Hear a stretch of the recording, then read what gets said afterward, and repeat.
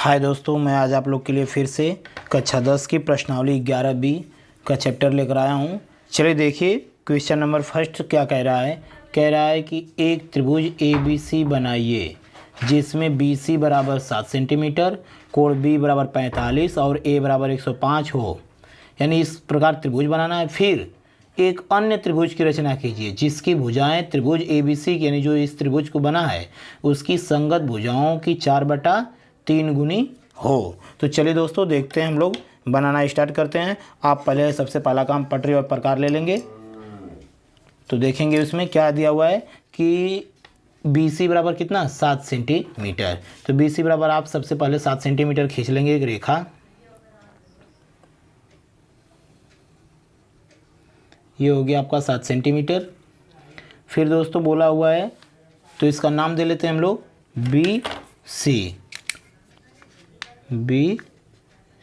BC बराबर 7 centimetre. ये 7 centimetre हो गया।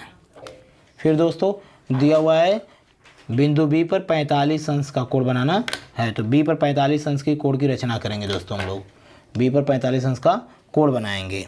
तो चलिए देखते हैं 45 अंश का कोण कैसे बनाएंगे हम लोग। बिंदु B पर यहाँ पर रखेंगे प्रकार, बिंदु B पर। फिर आधा से कम दूरी लेकर के एक चाप कटाएंगे दोस्तों। चाप इतना हो जाएगा दोस्तों। फिर यहाँ जो काटा हुआ है BC को यहाँ पर रखेंगे। ये जो पहला चाप कटता है हम लोग का कितने अंश का बनता है, 60 अंश का बनता है। फिर दूसरा जो यहाँ पर जो कटान बिंदु है वहाँ पर रख करके फिर दूसरा चाप ऐसे कटाते हैं हम लोग। दूसरा चाप ऐसे कटा लेते हैं तो ये 120 का बन जाता है यहाँ पर जो कटता है। फिर 120 का बनने के बाद फिर दोस्तों ये जो 60 अंश का कोण चाप कटा हुआ है यहाँ रख करके प्रकार ऊपर की ओर एक ऐसे चाप कटा लेंगे। फिर जो 120 पर कटा हुआ है 120 वाला ये इस पर रख करके इधर की और ऊपर की ओर इस पर कटा लेंगे। तो ये हमारा कोण बन जाता है कितने अंश का, ये बन जाता है दोस्तों हमारा 90 अंश का कोण बन जाता है। तो B से इसको मिला देंगे, डाट डाट डाट से मिला देंगे तो ये हो गया हमारा कितने अंश का कोण दोस्तों, ये 90 अंश का कोण बन गया। तो हमें लेकिन बनाना कितना है, 45 अंश का कोण यहाँ पर दिया हुआ है। तो बस यहाँ पर फिर प्रकार रखेंगे, यहाँ पर जो चाप कटा हुआ है सुई यहाँ पर रखेंगे, बस यहाँ पर ऐसे कटाएंगे दोस्तों, यहाँ पर ऐसे। फिर ये जो 90 वाला इस चाप को इस पर काटा हुआ है जिस पर से जा रही है रेखा, बिल्कुल इसी पर प्रकार रखेंगे। यहाँ पर रखने के बाद दोस्तों बस इसको आप यहाँ से इसको कटाएंगे। अब ये जो दोनों कटा है ये कितने अंश का कोण बना है, 45 अंश का कोण बना। बस इसको यहाँ से बिंदु B से मिला लेंगे हम लोग, बिंदु B से यहाँ से मिला लेंगे तो ये हमारा हो गया 45 अंश का कोण। मुझे उम्मीद है कि आप इतना ज़रूर समझ गए होंगे। चलिए दोस्तों फिर इसको लिख लेते हैं आप 45 अंश को, तो कोई दिक्कत नहीं है।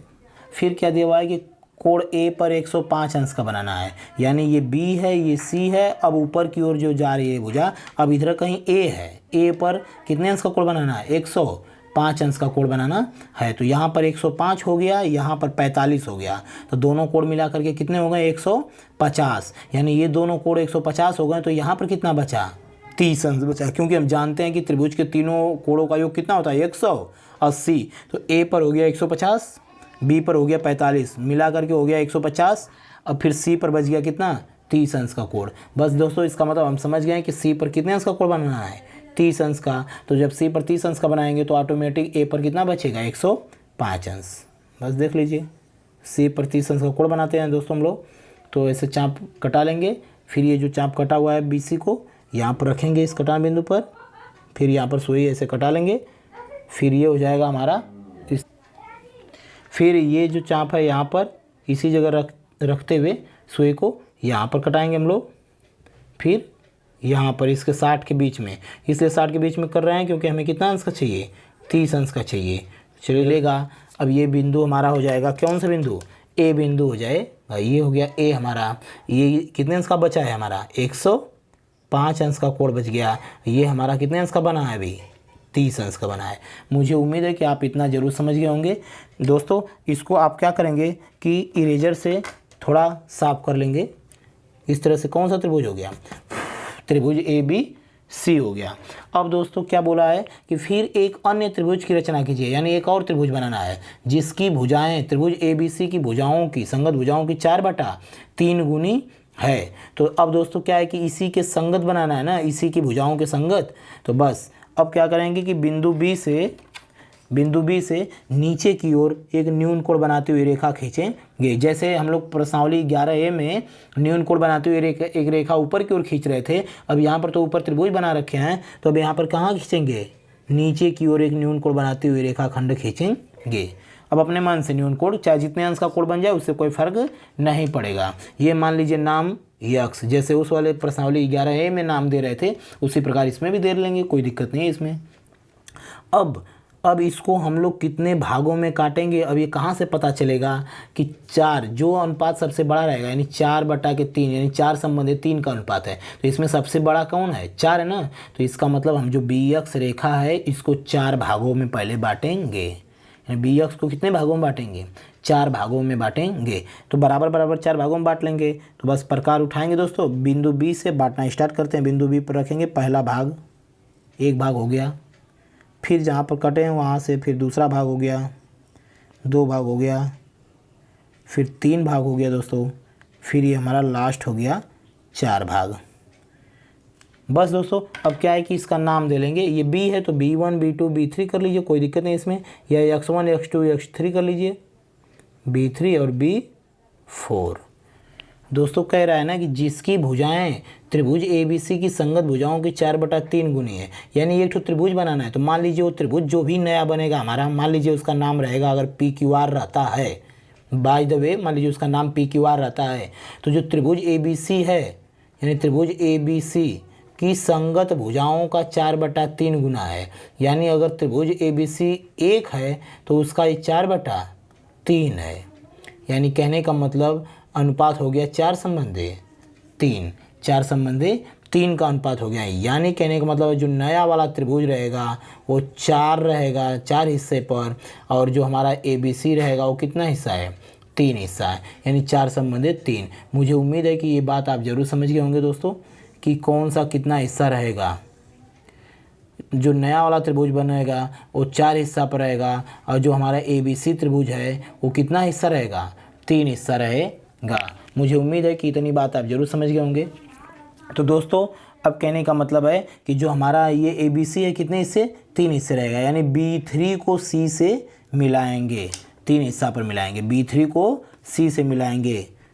तो B3 को C से मिला लीजिए दोस्तों। अब क्या करेंगे कि अब जो नया वाला बनेगा वो कितना हिस्सा बनेगा, 4 हिस्सा, यानी ये 3 था तो अब 4 हिस्सा यहाँ से बनेगा। तो अब इसी के समांतर खींचेंगे रेखा, यानी B3C के समांतर यहाँ से एक रेखा खींचेंगे। तो ये कैसे खींचेंगे समांतर रेखा, हमने कल पिछले वीडियो में बताया था, पिछले प्रश्नावली में, कि इसके समांतर जब किसी समांतर खींचना होता है तो प्रकार यहाँ पर रखेंगे, एक चाप कटा लेते हैं हम लोग ऐसे, तो वहीं प्रकार यहाँ B4 पर जहाँ से खींचना उस पर रखेंगे। अब वहीं चाप उतनी दूरी का यहाँ से कटा लेंगे। फिर ये वाली दूरी यहाँ पर जो कटा हुआ है यहाँ पर सुई रख करके बस इसी चाप को नाप लेंगे, कितना चाप पर ये काटा हुआ है एक दूसरे को, ये वाला चाप यहाँ से दोस्तों आप नाप लेंगे। यानी कहने का मतलब ये आप यहाँ से इसका नाप ले लेंगे, देख रहे होंगे आप। बस यही चाप जहाँ पर ये काटा हुआ है अब यहाँ पर रख करके बस इसको यहाँ से ऐसे कटा देंगे। बस दोस्तों अब इसको स्केल से मिला देंगे जब B4 को यहाँ से, बस ये आपका मिल गया। तब दोस्तों अब क्या हो गया कि बस ये इसके क्या हो गया, समांतर हो गया। मुझे उम्मीद है कि इतनी बात आप जरूर समझ गए होंगे। अब BC को क्या करेंगे, स्केल लेकर के BC co dot dot dot से बढ़ा लेंगे, यानी ऐसे इस तरह से कर करके बढ़ा लेंगे। अब यहाँ पर C है तो अगला पॉइंट जो कटे है इसका नाम दे लेंगे हम लोग C डैश। इसी प्रकार अब जो CA है इसी के समांतर भी यहाँ से खींचेंगे, ऐसे रेखा CA के समांतर भी यहाँ से खींचेंगे। बस दोस्तों कैसे समांतर खींचेंगे, तो यहाँ पर भी 30 अंश का कोण बना हुआ है तो यहाँ पर भी कितने अंश का कोण बना दे, 30 अंश का बना लीजिए, या तो इसी के बराबर चाप बना लीजिए। इसी के बराबर कितना चाप है, ये इतना है, तो यहाँ पर भी बना लीजिए उतना चाप, कोई दिक्कत नहीं है। चलिए बन गया। यहाँ पर इतना चाप इसका नाप लीजिए, खुद ऑटोमेटिक 30 अंश का बन जाएगा।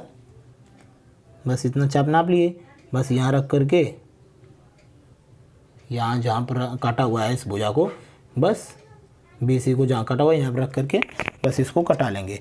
बस जहाँ पे कटा हुआ है इसको यहाँ से मिला लेंगे। इसके क्या हो गया, ये समांतर हो गया, यानी AC के क्या है, ये समांतर है। तो दोस्तों यहाँ पर A है तो यहाँ पर नाम दे लेंगे A'। बस मुझे उम्मीद है कि इतनी बात आप ज़रूर समझ गए होंगे। दोस्तों इस प्रकार हमारा जो त्रिभुज नया वाला त्रिभुज बना है A'BC', जो हमारा पुराना वाला त्रिभुज है ABC की संगत भुजाओं का कितना गुना है, 4/3 गुना है। भैया ये 3 हिस्सा है, वो का हिस्सा है, 4 हिस्सा है। बस ये हो गया दोस्तों आपका आलेख। चलिए इसकी रचना लिख लेते हैं, जैसे जैसे बनाए हैं वैसे वैसे इसकी रचना लिख लेंगे दोस्तों हम लोग। तो चलिए रचना में हम लोग कैसे लिखेंगे। रचना पहला,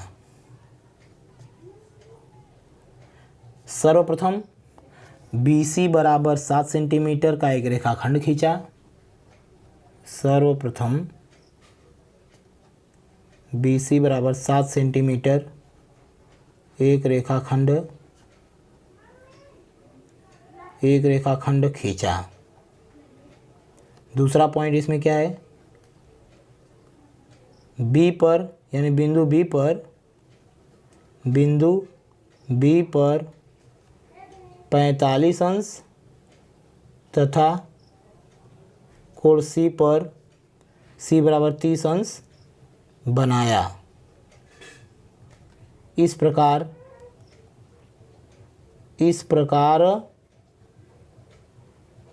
बिंदु A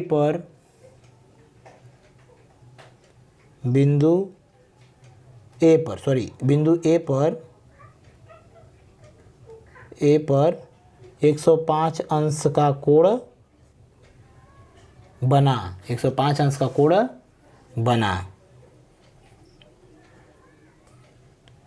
फिर दोस्तों उसके बाद हम लोग क्या किए, अब इस प्रकार हमारा त्रिभुज ABC प्राप्त हुआ। लिख लेंगे, इस प्रकार त्रिभुज ABC प्राप्त हुआ। अब दोस्तों अगला पॉइंट रहेगा चौथा। अब बिंदु B से एक न्यून कोण बनाते हुए रेखाखंड नीचे की ओर खींचा। बिंदु B से एक न्यून कोण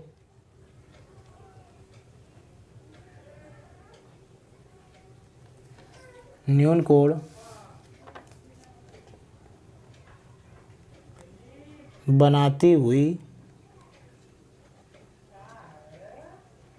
रेखाखंड खींचा, जिसे 4 बराबर भागों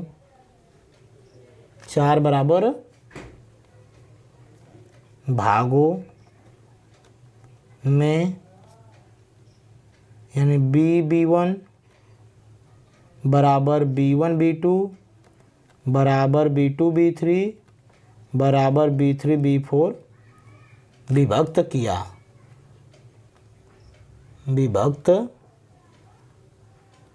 किया। अब दोस्तों उसके बाद हम लोग क्या किए,